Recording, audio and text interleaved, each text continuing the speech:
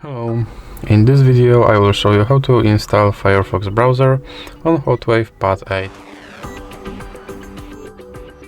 So start by opening Google Play Store and now click on search bar and type in Firefox and click search and now click install.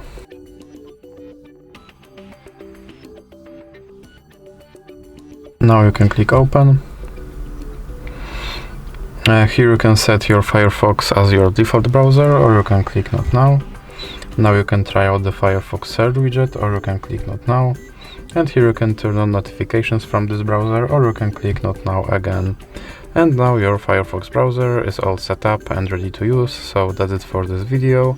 If you liked it, please remember to leave like and subscribe.